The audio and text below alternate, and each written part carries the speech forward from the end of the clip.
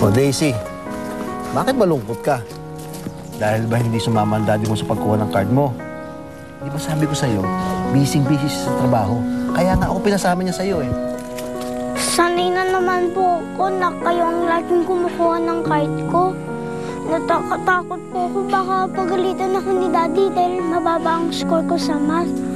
Mang Ador, hindi ko na lang po ipapakita yung report card ko kay Daddy. Aba, yan ang wag na wag mong gagawin, anak. Masama yan. Wag na wag ka maglilihim ng kahit anong bagay sa daddy mo.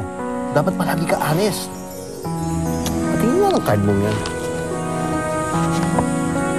Ikaw naman, medyo mababa lang naman ang math mo eh. Sigurado matutuwa pa rin ang daddy mo. Pakita mo sa kanya yan. Sige na.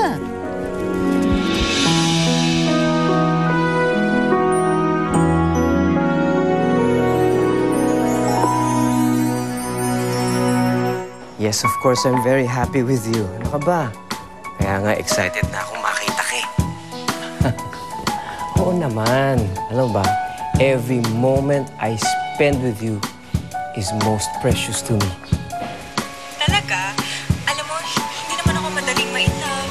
Tapos, kailan lang tayo nagkakilala. Pero hindi ko alam, parang pakiramdam ko in love na ako sa'yo eh. Ha?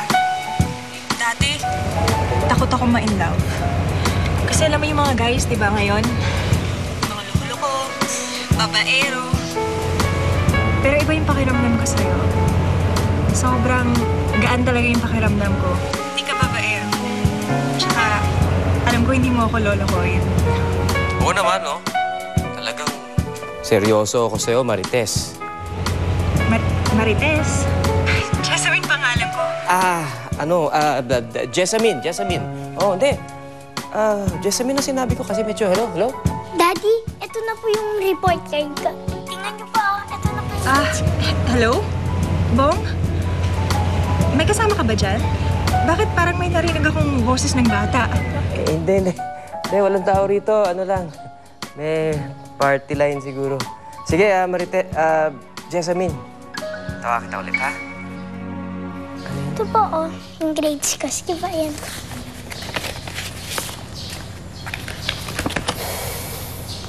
Sorry po, Daddy. Dahil mababa ang score ko sa math. Sabi ni Mang Ador, magaling ka po daw sa math. Pwede niyo po ba akong turuan? Medyo busy ako eh. Kuha na kitang tutor, okay? Sige. Mga Dor! Pakihanda tayo sa sasakyan. May lakad tayo, ha?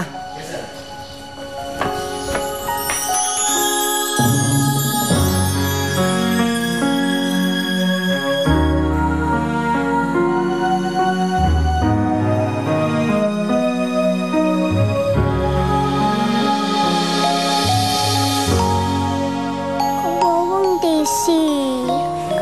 Hindi tinignan niya yung report card niya.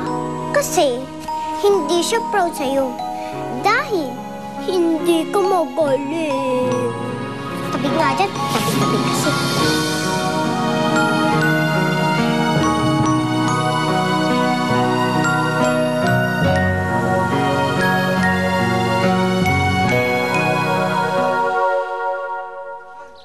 Hindi ako bobo. Nag-aaral naman ako maigi. Bakit hindi pa rin proud sa akin si Daddy? Bakit parang wala siyang pakialam sa akin? Laging busy. Laging umaalis. Tama nga si Lily. Kawawa nga ako. Wala na nga akong mami. Parang wala pa akong daddy. Sana, mabuhay lang si Mami. Sabi ni mga doon, naman niya daw ako.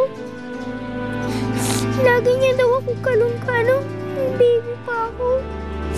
At lagi niya daw ako nagkwentuhan tungkol dun sa Magic Garden at saka sa mga fairies. Hoy! Daisy! Ano ka ba? Kanina ka pa dito sa labas, ha? Ang dungis-dungis mo na. Hindi ka pa nagpapalit. Pwede ba pumasok ka na? Opo, tita. Sumunod ka na, ha?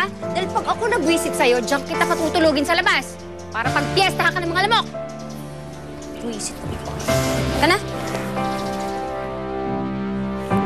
Sayang at hindi ko po ang kwento ni Mami. Sana meron ng tunay na magic garden at mga fairies.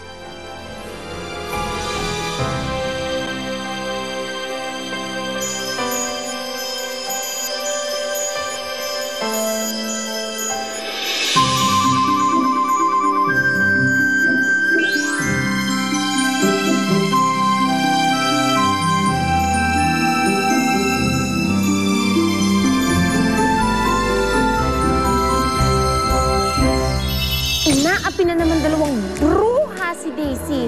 Gusto ko siya talagang tulungan. Sana magsilbing aral ito sa'yo. Mananatili ka dito sa ating kaharian. At nang hindi ka na ulit mangailam sa buhay ng mga tao. Sa kanila, may time kayo. Pero sa akin, wala. Papadala na lang kita sa Australia. Doon ka mag-boarding school. Na magkahiwalay na tayo. Alam ko na kung ano yung wish ko. Sana